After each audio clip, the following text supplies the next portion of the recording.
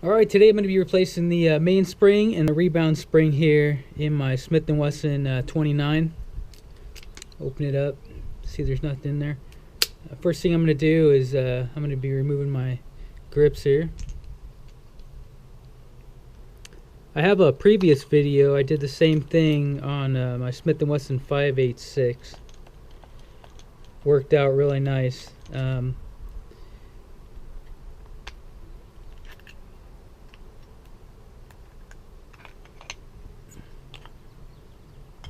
So after that, I'm going to be removing the cylinder. We've got these screws here, these three.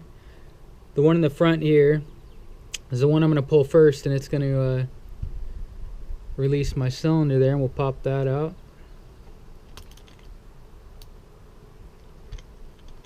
I want to make sure you're using the right size screwdriver here. Make sure it's not too wide, but wide enough so you don't screw up the screws. And pull that out. And since we only have 3 screws here, I always just kind of set them down in the order I took them down. Just line them up. It's a lot easier. So now we'll remove our cylinder here. Just slides right out.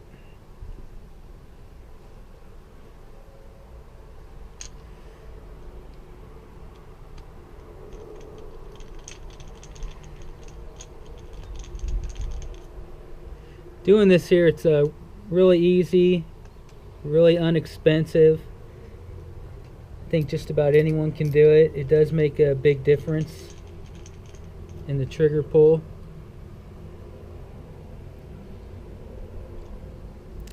Alright, then removing your cover plate here. I've just got a little screwdriver here. I'll take it and just kind of bend it up to release it. And if it doesn't release, another thing you can do is just kind of knock. If you got a hammer, a rubber hammer or something, knock around, it'll release it, and then the cover plate will come right up. So when it comes up, you're gonna pop it from the back here, because it's being held down up on top, so it's going to kind of come up like so and out, and you can see what's holding it down in the front there. So when it goes back in, it's got to go down at the angle, and then it'll go down. So put that aside. Next thing to come out here is this little guy right here. Comes right off of there.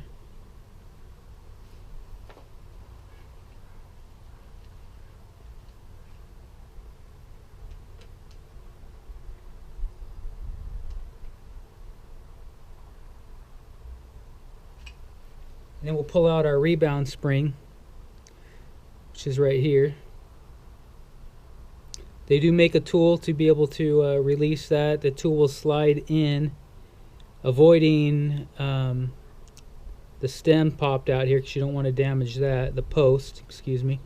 So it'll slide down in there, and you'll be able to pop it up. What I end up doing is I end up taking a little screwdriver, and I'll put it down below here, kind of give it a twist, and it'll pop it right back up. So come right down here. You see how it just kind of popped right out. So after that, you want to make sure and hold your finger in front of that as you bring it up, because it's going to shoot out. So what I'll do is I'll bring the screwdriver on the other side here to help bring it back up. And that screw's going to pop right out, just like that. Just like that.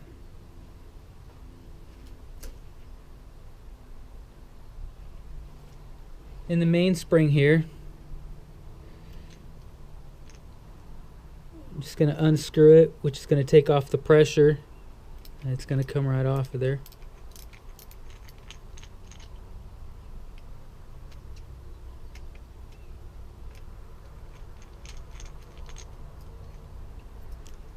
And that just slides right out. So a little comparison on the main springs. This is the original one that was in there. Has a little bit of bend to it. And here's the new the new one, the aftermarket one. You see it's got a little bit of a different design to it. See that? And then it has a little bit more of a bend to it also.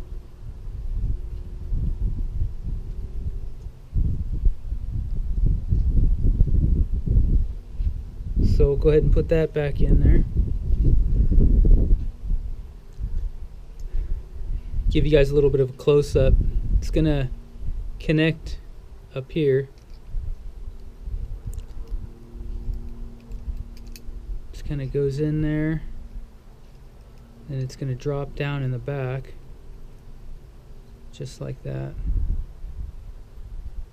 And you want to make sure you're putting this in, it's not sticking out on either side like so.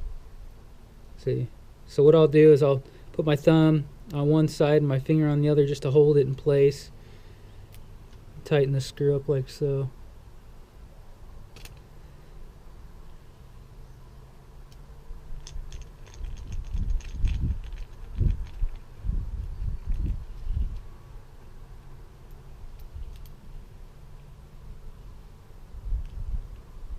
Okay, so we're good there.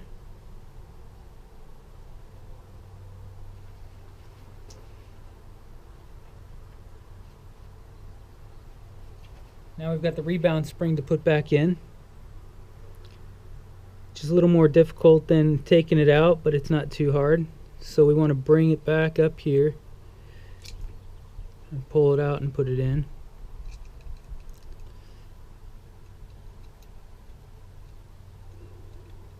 But putting it back into place, now you've got to compress the spring back in and push it down, which is, if you use the little screwdriver, it'll go inside like so, because you got to bring it back at least, you know, so far, so the spring will go back in there.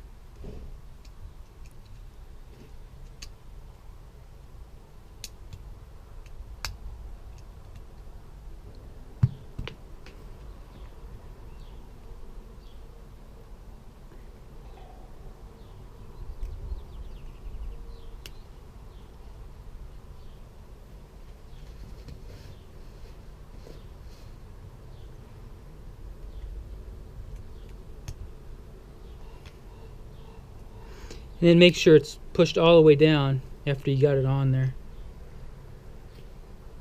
So that wasn't too bad. Then we'll put our cylinder back in.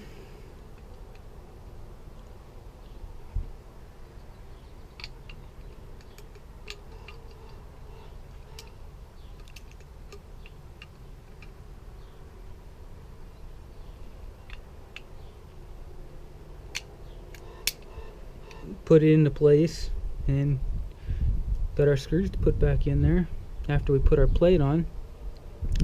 So before putting the plate on, you slide this part back in. Make sure you connect it to the little key down there. And what you want to do is you want to make sure you see how it's down right now. Slide it up as far as it'll go to its up position, just like so. And the reason you want to do that is so it rides in its place right here. This is where it fits into. And if it's in the downwards position, it won't fit in there. So make sure it's pushed up all the way. And like I was saying before, we're going to go down and push down to fit it right on there. And you don't want to force it. If it's not going in, I recommend just pulling it back out to see if something might be in the way. There's got to be a reason it's not just fitting in, and you don't want to force it. It'll go in, right in, just like so. And we got our 3 screws to put back in there. Just putting them back in the same order I took them off.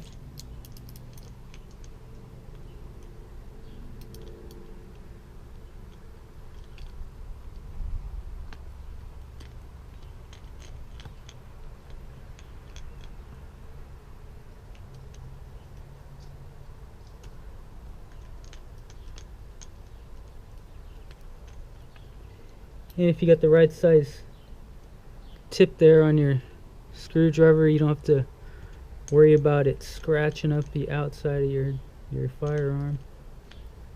Just keep it in the middle.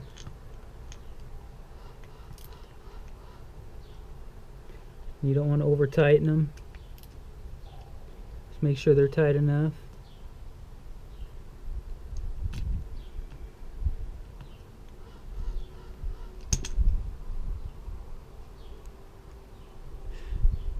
There we go.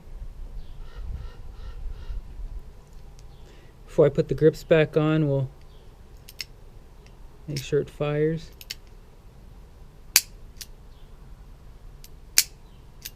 Really lightened it up.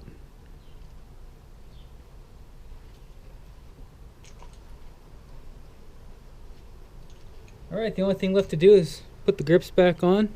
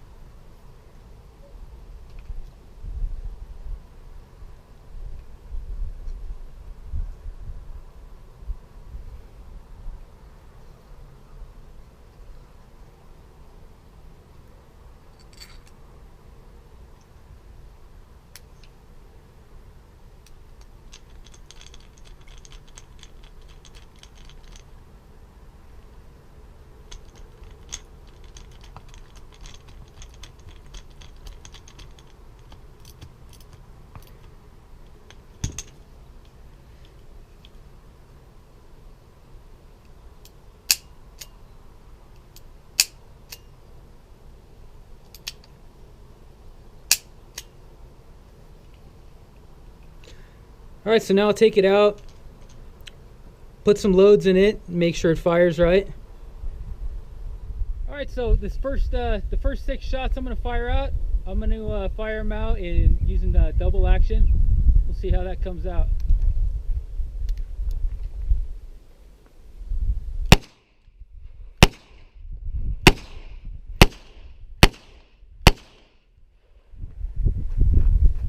Alright, everything worked for that, so now I'll load up 6 more and we'll shoot them out single action. Alright, here we go. Here we go, single action.